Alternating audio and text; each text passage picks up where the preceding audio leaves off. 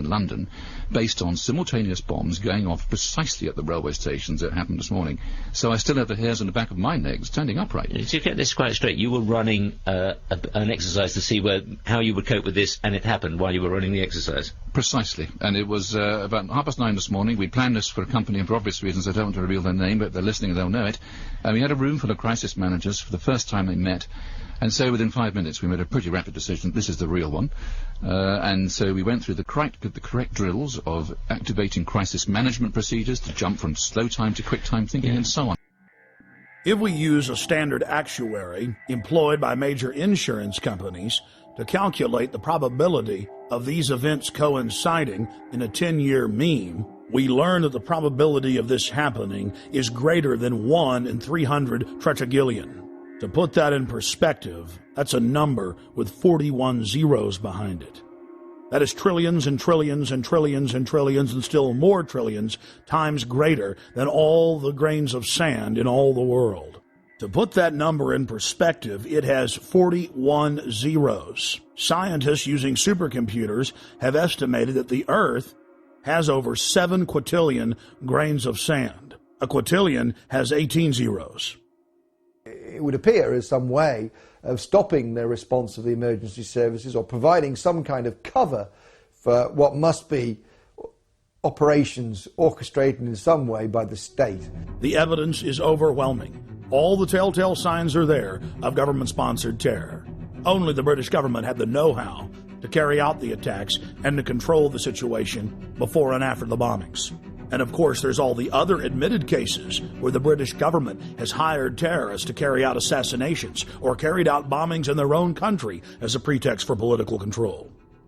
And then, of course, there's qui bono, Latin for who benefits, who stands to gain.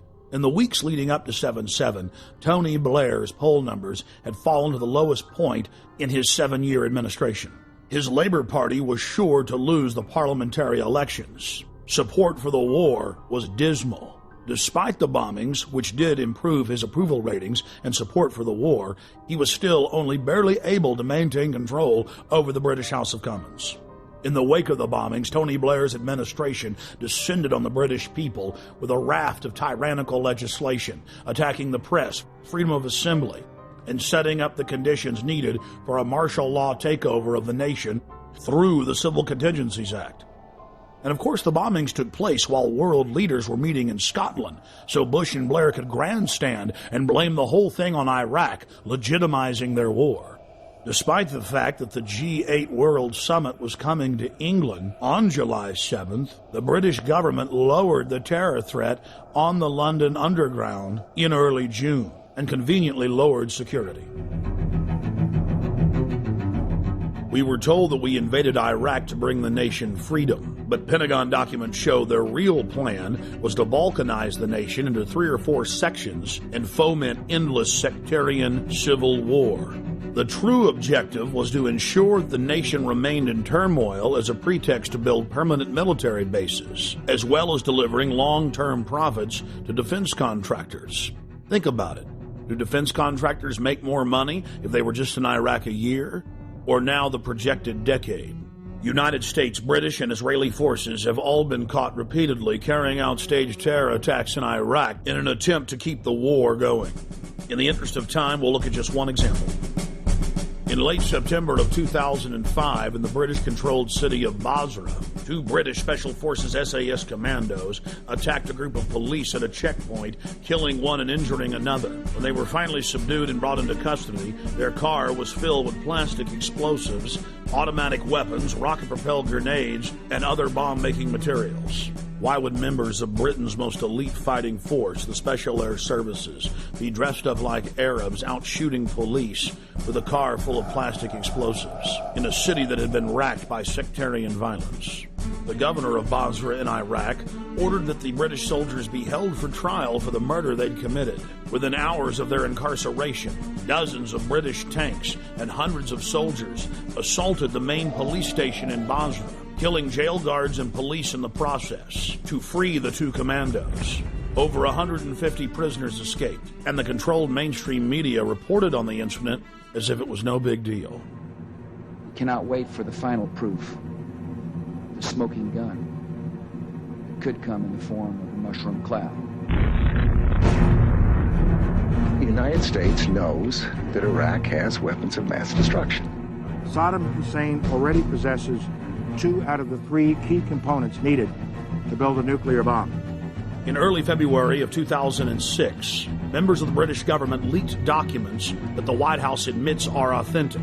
Known as the White House Memo, it is the minutes of a pre-war meeting between Prime Minister Tony Blair and George Bush in the Oval Office. The minutes contain the discussion of a classic false flag operation, where Bush tried to lure Saddam into war using UN aircraft. Mr. Bush told Tony Blair of the extraordinary plan during a meeting in the White House on January 31, 2003, 6 weeks before the war started, the Times of London reported. The Times reads, President Bush had plans to lure Saddam Hussein into war by flying an aircraft over Iraq painted in UN colors in a hope he would shoot it down. The memo also contained details of President Bush's plan to have defectors claim they had seen weapons of mass destruction that didn't exist. Well, it is perfectly true that we now know that the evidence, both in the United States and in Britain, which was put before the people, turns out to be wrong. It was known to be wrong. It was fed to Parliament. It was fed to Congress in order to get the necessary support.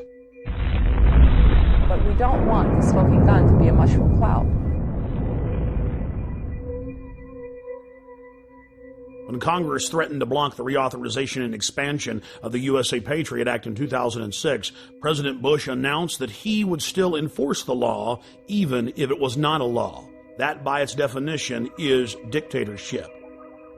When President Bush was caught secretly paying off reporters and newspapers and television stations across the country to the tune of $1.6 billion in 2 years, the Governmental Accounting Office declared it illegal. Every single action by itself was a felony, and there were tens of thousands of instances. President Bush simply said that he was above the law, and it didn't matter if Congress said it was illegal, he was going to continue the practice.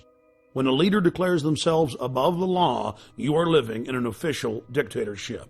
We have found out from our time in the services that there are certain people in the press who work as agents of influence of the intelligence services.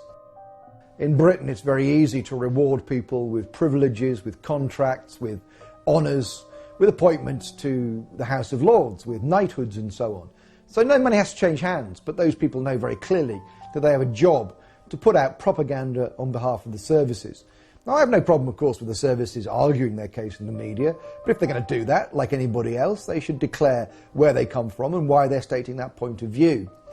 Fortunately, as a result of our book, Spies, Lies and Whistleblowers, one of the prominent agents of influence, in fact 2 prominent agents of influence, Dominic Lawson and Con Coughlin, who both work for the Sunday Telegraph, have had to resign. Because, of course, once you're exposed as an agent of influence, you can no longer do that job because people just simply say, well, he's saying that because he's working to an MI6 brief.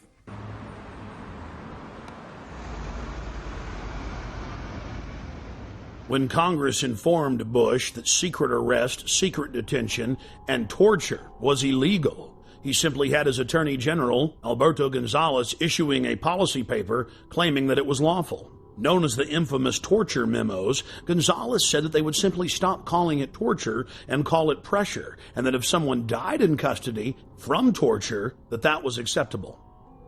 But White House counsel John Yoo went even further. In memos that he wrote for the president that were used by the military as their authority to engage in torture, he stated that they could even torture small children in front of their parents, in some cases sexually. And in another shocking turn, President Bush has taken to signing pieces of legislation that haven't even passed the Congress.